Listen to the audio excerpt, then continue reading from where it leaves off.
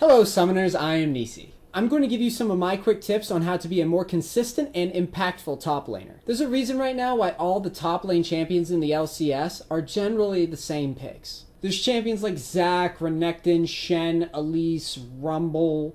Those are all really safe picks. And look at the first half of the group stages of the charts. Teams that get first blood, 75% of the time, they're going to win the game. And I'm going to be honest, if you play a squishy top lane, it can be terrifying when you fall behind. So, in order to minimize that variance that you experience in top lane, I want you to focus on playing those champions, those tanky, safe bruiser types, the types that I talked about earlier. Start putting away those champions like Teemo and Riven and Tryndamere that if they fall behind, they're pretty much screwed. Now, not all those picks have to be ultra passive early game like our friend Nasus here. But don't put too much emphasis on counter picking or anything like that, because what if bottom lane swaps with top lane and then you're not prepared for it? All of a sudden that fiddlesticks top lane doesn't really look too good now, does it? There's a poker term which I use to describe most of the action that encompasses top lane play, and it's called tight aggression.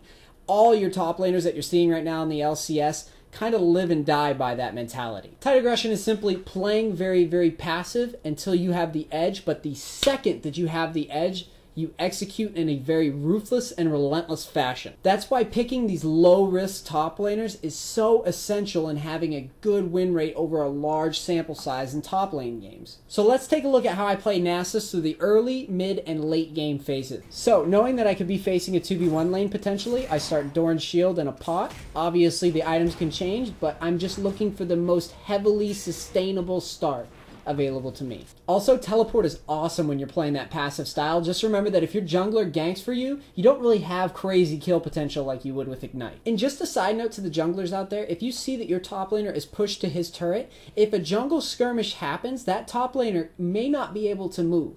Just a thought. As I hit level 6 and I have all my summoners off a cooldown, I push off on my turret a little bit, and then you see that change from passivity to full-on aggression when we dive rumble at the turret.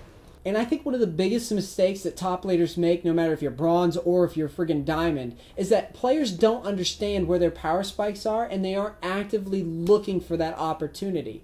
And I mean, normally it comes when a champion's level 6, yeah, but you should really be identifying those key strengths that a champion has. Nasus can dive really well, and he also should be focusing on withering enemy carries. Shen, he's looking to counter a dive or to take a big objective using that global presence. You have to identify why your champion's really good, and then as soon as you have that ability, you should be hungry to use it in the way that makes your champion awesome. It's very important because if you're not playing a champion like Nasus who scales infinitely into late game, I mean, if you miss those windows when your top laner is actually really effective, if you don't try to find those opportunities, you'll start to find as the game trails on to 30, 40, 50 minutes that some champions do fall off pretty hard. Now, I've just described simple yet consistent play for top lane that's viable both in competitive team play and solo queue. And if you want the aggressive stuff, don't worry, it's coming. I got you.